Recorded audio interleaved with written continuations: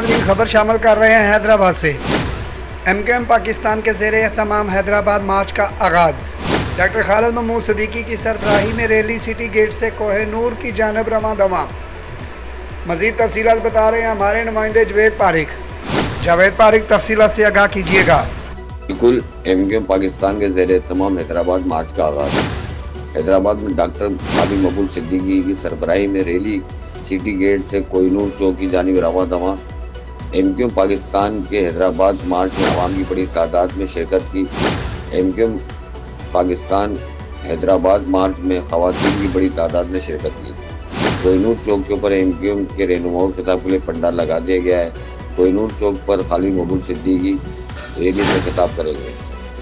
जी, camera man Anjum Ansari के साथ Mohammad Javed Parikh, bureau chief 29 news Karachi. जी जावेद पारिक, आपका बहुत शुक्रिया।